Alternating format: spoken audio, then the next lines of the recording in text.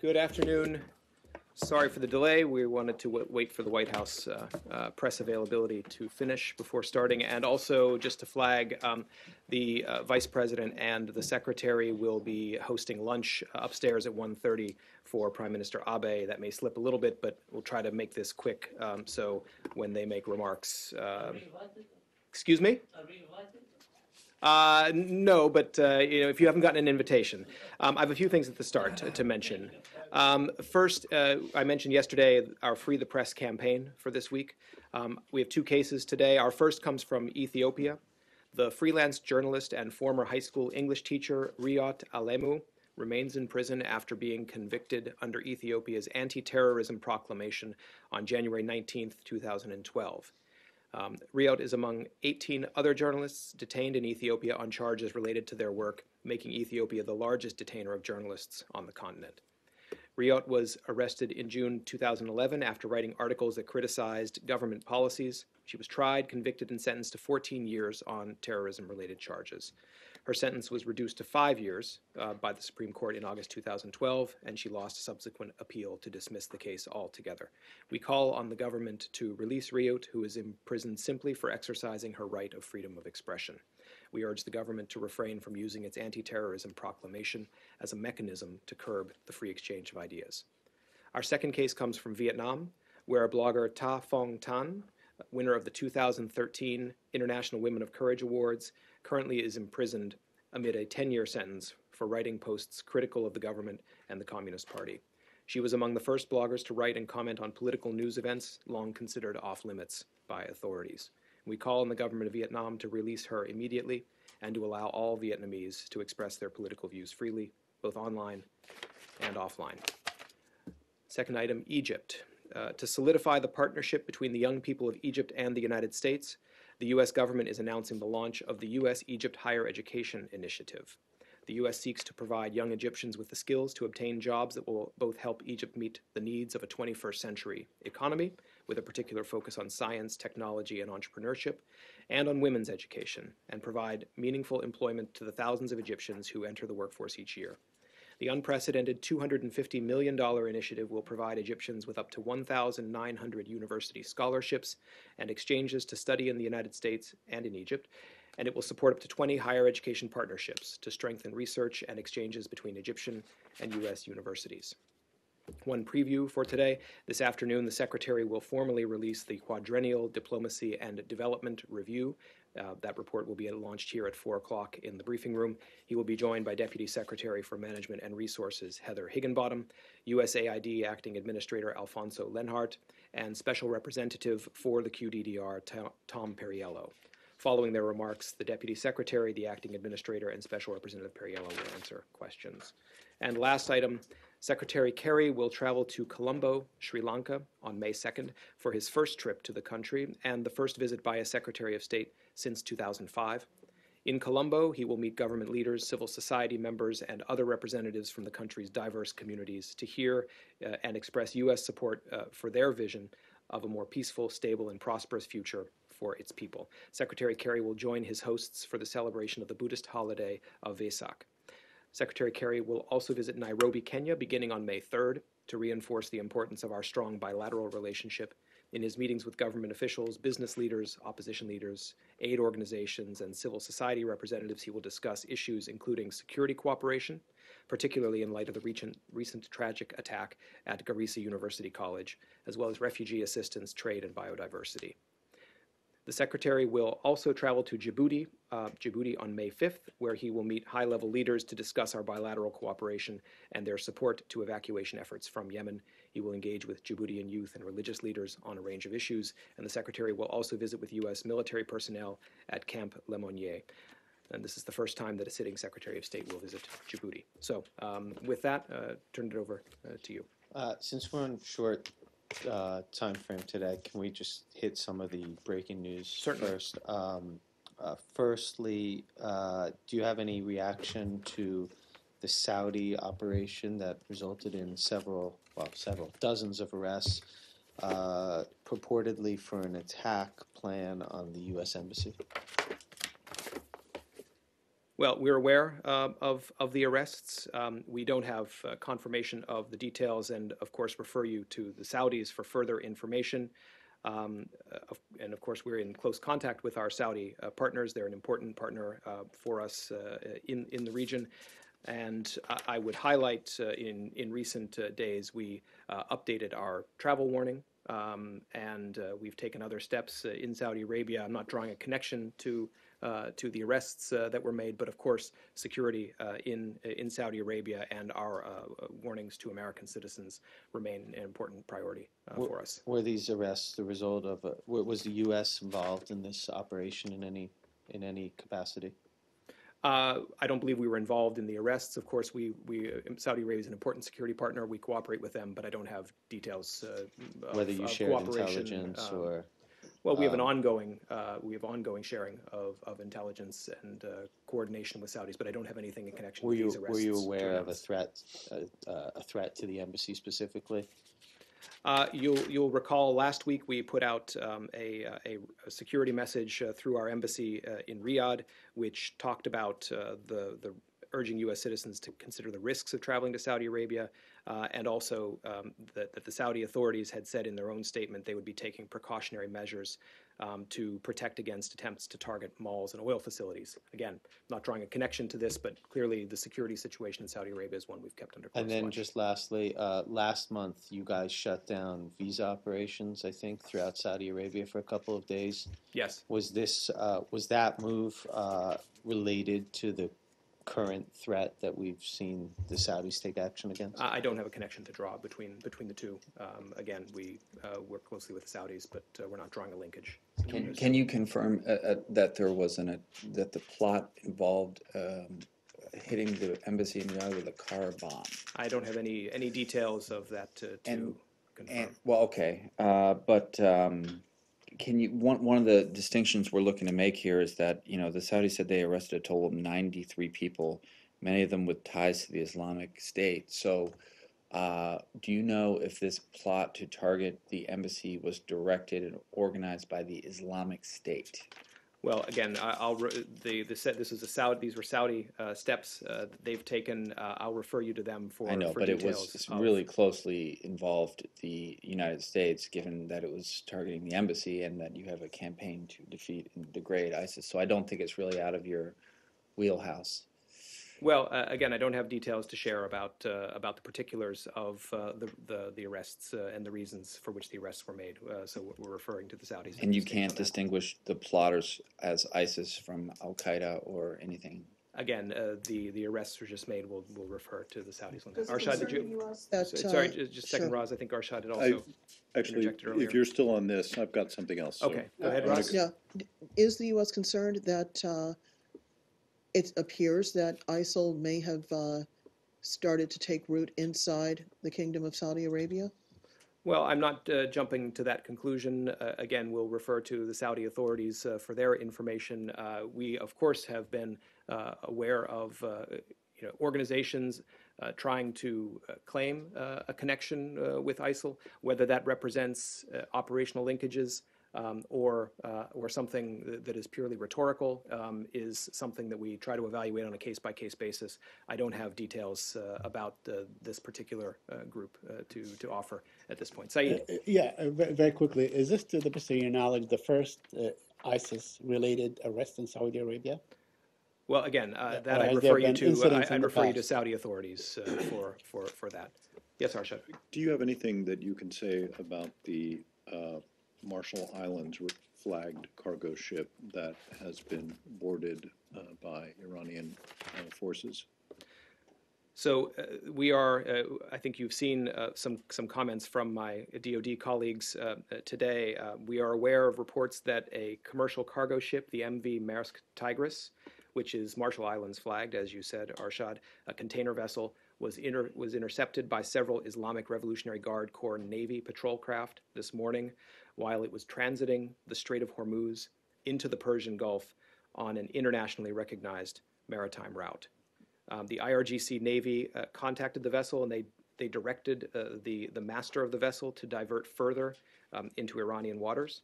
And the master initially declined, and one of the patrol craft, the IRGC Navy patrol craft, fired shots across the Maersk Tigris's bow.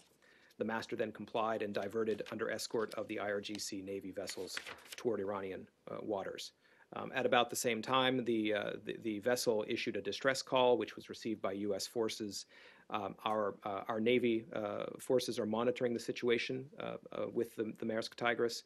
We're in communication with representatives of the shipping company, and we're monitoring the situation. I'd also like to point out, because there have been a number of questions about whether American citizens were on board. According to information that we have received from the vessel's operators, there are no American citizens on board. We're working to confirm that, of course. One question here. You said that it was on an internationally recognized trade route. Was it in international waters when this occurred? Well, I'd have to go back and check with the precise location. I haven't seen the precise location. Again, it was on an international route, though. You said Yes. divert further into Iranian waters. That would sort of imply that it was already in Iranian waters, would it not? Well, again, I haven't seen a chart with the pinpointing of the location. That we'll have to come back with more details. But It was in Iranian waters? And My understanding is that it was on an internationally recognized route. If you'd like, we can come back to you right after the briefing Could you? on that specific does this aspect. give you a broader concern about the Strait of Hormuz and its, let's say, its stability right now as a international waterway? We know how significant it is. Well, it's a key concern of the United States to ensure that sea lanes in the region remain open and safe. You'll all recall that the U.S. Recently deployed a carrier as well as other vessels into the Arabian Sea and into the region. We operate in the region as a core mission of the U.S. Navy to ensure the freedom of navigation, and we remain committed to our regional partners and to maintaining security in the maritime environment. I think the president also spoke to this last week. So certainly the freedom of navigation and safe and secure shipping is very important to us. Has there been any communication at all at any level between U.S. and Iranian officials regarding this incident? I don't have any to report. I'm not aware of any, but there may be communications. Again, this was picked up by our Navy colleagues. It's happened just in the last couple of hours. I don't have Jeff, Do you have other any, communications to what report. prompted this altercation? I Why- don't have any speculation about Iran's motives. I'm not aware. And what's the of what's the that. motive for the United States Navy sort of getting involved and heading that way? What are they going to do about it? Well, as I just said in answer to Brad's question, we have it is a key concern, the freedom of navigation and the safety of shipping in the region, and as well there is a security compact between the United States and the Republic of the Marshall Islands that addresses security and defense matters. So beyond our concern for the open international shipping lanes, we also have a particular relationship with the Republic of the So is Marshall Islands. the U.S. prepared to use force to defend the Marshall Islands in this case? Well, I think that's premature to jump to that conclusion. Again, the Republic of the Marshall Islands, they have not requested specific U.S. assistance, but we do have a security compact with them, so we pay close attention to that. Saeed? clarify, you said the internationally recognized trade shipping lanes or trade Yeah. routes versus international waters. What is that? I think Arshad and Brad asked exactly the same question, and we'll come back with further But clarification. you don't I have you don't have a definition now. I don't have a definition in different front of me. subject. We'll come back to you with What that. do you consider the Iranian act? Is it an act of piracy, act of Aggression? violence? This I think is underway. I'm not going to apply an adjective to it right now. We are following the situation very carefully, but I'm not going to. But do you label it. condemn it? Well, again, we're gathering more information. I don't have a further reaction at this point. Yes, Brett? Can you explain what's entailed by this security compact between the U.S. and the Marshall Islands? I mean, I'm guessing in theory you're not required to provide military assistance every time a boat that happens to be carrying a Marshall Islands flag is intercepted. Well, the security compact between the United States and the Republic of the Marshall Islands gives the U.S. authority and responsibility for security and defense matters that relate to the Marshall Islands, including matters related to vessels flying the Marshallese flag. But won't surprise you that we have not done a thorough, full-ranging analysis of that compact in the last couple of hours just to. But certainly that's something we're looking at. More on this? Yeah. Anything else on this, and then we'll move on. One more, Abby, and then we'll move on. In the past, Iranians have threatened to block the strait in response to some of the sanctions, nuclear sanctions on the country. Do you see any connection between this and the Iran nuclear negotiations? I'm not going to speculate on what their motives might be, but as I said in response to Brad's question, keeping the strait open and international commerce and freedom of navigation is very important to the United States. Jeff, Can you address your other part of the question, though, which is whether or not you see this as having any impact on the Iran negotiations? I think it's premature to jump to that conclusion. Again, the nuclear talks have been on a track that we've been pursuing, and this incident, which has just happened in the last couple of hours, we're looking into it.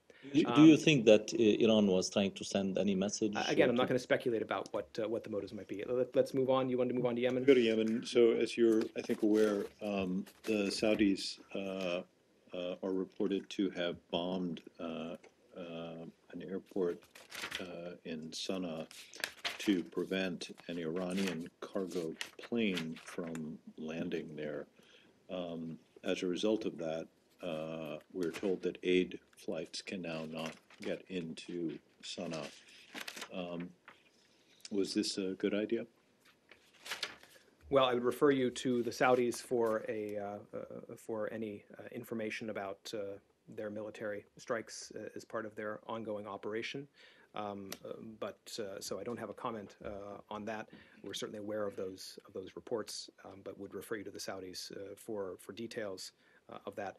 And clearly, humanitarian efforts have been important to the United States and to the international community, and indeed to the Saudis, which they made explicit when they shifted from Operation Decisive Storm to Operation Renewal of Hope.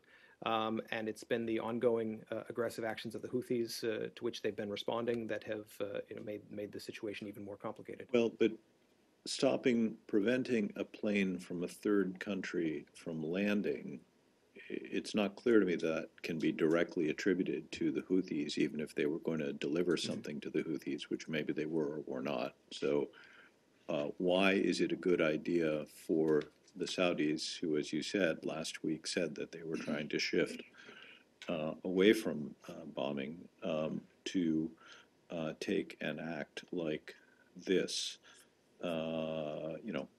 which has implications on the humanitarian situation because aid shipments then can't get in either. So why is, I can understand that you don't want to talk about what they did, but on the other hand, surely you must have a view on whether this is a good idea. Well, again, we would refer to the Saudis for their explanation of any specific strikes they've taken. I'm not able to confirm those reports. Of course, we're aware of those reports, but I'm not able to confirm the details of them. So I'm not going to draw a conclusion based on those details that I'm not able to confirm. In principle, Yep. the U.S. does not support the idea of bombing civilian infrastructure unless deemed absolutely necessary. There are principles in international law at stake too when it comes to civilian infrastructure, correct? Well, we've certainly repeated several times the importance of humanitarian on the one hand of international humanitarian law being respected, and also the importance of humanitarian assistance to Yemen, and we call on all parties to the conflict to provide access to humanitarian organizations to reach vulnerable Yemenis. So clearly, the importance of the humanitarian aspect in this conflict is important. And things like airports, seaports, power stations, water plants. These things they have a special character, do they not? Because they directly impact civilians and people caught in the conflict. Well, I'm not going to make a legal statement on with respect to those kinds of facilities in the same way. In response to Arshad's question, I don't have all the details of the Saudi action and what it was done in response to, if indeed it was done in response to something. So I'm not going to draw a conclusion about the status of the airport based on that. Jeff? Yep. Jamal Ben Omar, the former UN envoy, claims that when the Saudis began bombing, the UN was about to broker a peace deal, an agreement. Do you refute that, or do you agree with him? Or are you aware of that statement? I don't mean to cut you off, Said, but we addressed this at length yesterday, so I'd refer you to yesterday's briefing Apologies, I'm sorry, on I that. That's wasn't- okay. sorry. Yes, we'll go to Nicolas. Yeah. Very quick one on Burundi. Do you have an updated assessment of the situation in Burundi where the protests continue? I don't have an assessment beyond our comment yesterday, I believe, in which we expressed our regret that the decision of the Burundian ruling party for President Nkurunziza to be a candidate for a third presidential term. So what I said yesterday stands. I don't have further comment on it today. We'll go to Pam and then we'll come across. Yep.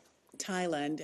Thailand's deputy foreign minister said he expected his meetings with U.S. officials last week to mark the beginning of a greater understanding between Bangkok and Washington. And Washington, of course, has criticized last year's military coup. Does the U.S. now think that the Thai political situation is moving back to democracy quickly enough, or does progress need to speed up in that area? And also, what was discussed during the meeting with the deputy foreign minister? And I have a second question also. So Deputy Secretary Blinken met with his counterpart, the Deputy Foreign Minister of Thailand, to discuss matters of mutual interest and also to discuss U.S. concerns that the Thai military has yet to relinquish its control of the government. Thailand is a valued friend and ally, and we have a long-standing history of strong cooperation on many, many issues, and we'll continue cooperation on issues that matter to the security and well-being of both our countries and of the region. In the meeting, the Deputy Secretary reiterated our position that the interim government should remove undue restrictions on civil liberties, such as limits on fundamental freedoms of expression and peaceful assembly, and the practice of trying civilians in military courts and detention without charge, institute a genuinely inclusive reform process that reflects the diversity of views within the country, and return the country to democracy. The Deputy Secretary also discussed trafficking in persons issues and our concerns about slave labor. You said you would follow up? I did. Different part of the world. But last night there was a gunman who appeared to be a radicalized Bosnian Muslim who attacked a police station in the Bosnian town of Zvornik. And U.S. experts and officials have expressed concern regarding the rise of extremism in this area. Could I get a comment from you regarding this incident and basically your reaction to the incident? Well, we condemn the April 27th attack on the police station in Zvornik, and we extend our deepest sympathies to the family of Dragan Đurić, who was killed in the attack, to the police officers who were injured, as well as other employees of the police station and citizens of the city. We call on the relevant agencies to conduct a thorough and professional investigation, and we think it's important that this situation is not politicized. We fully support the Bosnia authorities in their efforts to fight threats to security as they work to maintain public order. Yes, go ahead. So Vox reporting at least 181 firms donated to the Clinton Foundation while also formally lobbying the Department of State when Secretary Clinton was at the helm. Does that not raise valid concerns of at least the appearance of a conflict of interest? I'm sorry, can you repeat the first part of your question? Yeah, there's a report in Vox. Yeah. Looking at how 181 firms donated to the Clinton Foundation while also formally lobbying the Department of State when Clinton was a top officer. Does the State Department not see that at least show the appearance of a conflict of interest? Again, I think we've talked about these details a number of times in the briefing. In January 2009, then nominee Hillary Rodham Clinton set forth a number of undertakings that addressed her financial interests, the speaking, writing, and consulting of former President Clinton, and certain matters involving the William J. Clinton Foundation and its initiatives. And I think, as we've said, those commitments went beyond many of the requirements.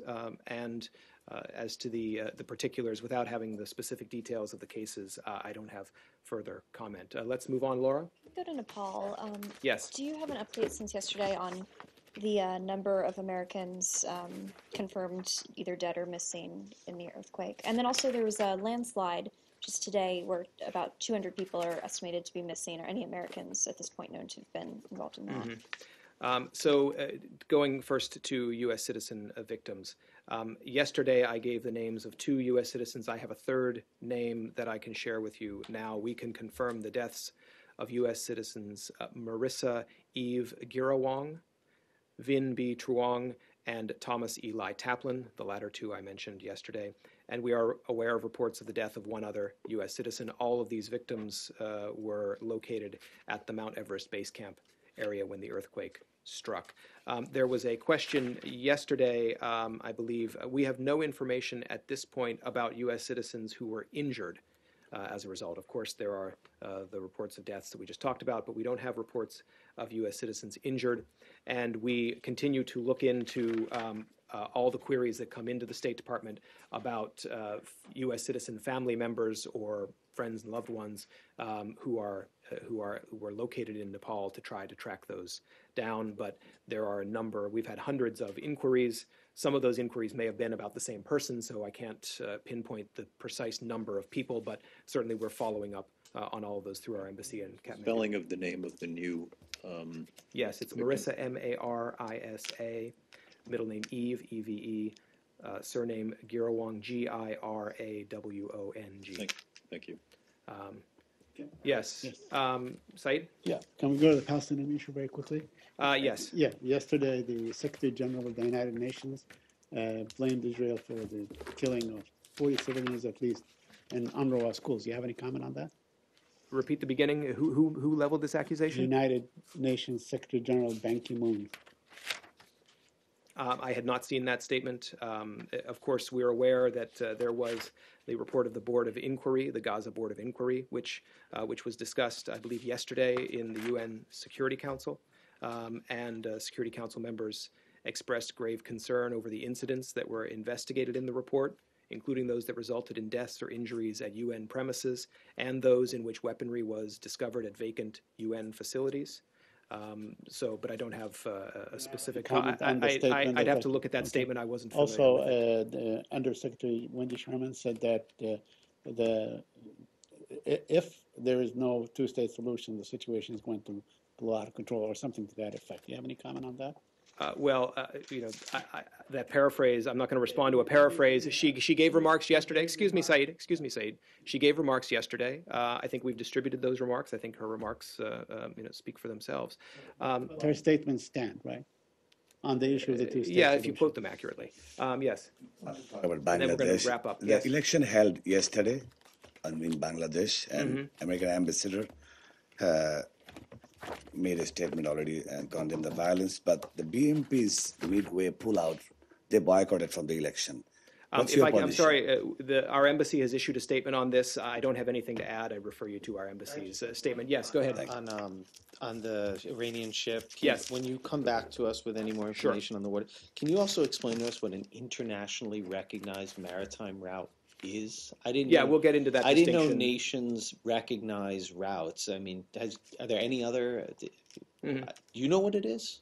I've never heard of this concept. I understand the question. We'll clarify. think you guys just made we'll it up, clarify right? I don't think we just made it up. Right. But we'll come back to you with All right. clarification on that. Yep, very quick. Sorry if I missed this. Did you have a readout of the meeting yesterday between Sarif and The Frank? Just a moment. So both Secretary Kerry and Foreign Minister Zarif were in New York, and they took the opportunity to review progress in the nuclear talks. They met for about an hour and a half at the residence of the Iranian ambassador to the United Nations. The meeting was productive. They discussed the work that political directors and experts did last week in Vienna and the path forward for the talks. To preempt perhaps a couple of questions, the Secretary did raise the situation in Yemen with Foreign Minister Zarif. The focus of the talks, again, was on the nuclear issue, but the Secretary did discuss the situation in Yemen. I don't have further details to share on that. And he also did raise the cases of detained and missing U.S. citizens, and we continue to call for the immediate release of Emir Hekmati, Saeed Abedini, and Jason Rezaian, and we continue to call for Iran to help locate Robert Levinson so they all can return home to their families. So he mentioned Hekmati specifically yesterday. Yeah, he raised all four of those Okay. cases. Did you see the statement from Hekmati's family expressing concern and dissatisfaction with the fact that the president did not mention him when mentioning other Iranian hostages, most recently hostages in Iran, Americans in Iran, most recently at the White House Correspondents' Dinner? I think I'd refer you to the White House for the president's remarks there. I think that may have had something to do with the fact that it was the Correspondents' Dinner. Jason Rezaian is a journalist, and his brother was in attendance at the dinner, but I don't, I'd refer you to the White House for more. Is there any On that, significance for the choice of Turk, venue? with the reference to Yemen, when the Secretary talked about this in public yesterday, he, after saying that he wouldn't be surprised if the topic of Yemen would come up with Minister Zarif, he said that he hoped that everyone would do their utmost to try to achieve a political solution in Yemen. Was that what he raised with Zarif, that he would like the Iranians to work toward a political solution in Yemen? Well, I think it's safe to say that his private message was consistent with the public message that the Secretary and the U.S. government have made with regard to Yemen and the need. So he was looking for them to exert their efforts. I'm not going to characterize the conversation further. I would just say that the private message is consistent with our public messages. Samir, last one. Did they discuss Syria and the Mistura initiative? I don't have anything else to read out from the meeting. Okay, thanks.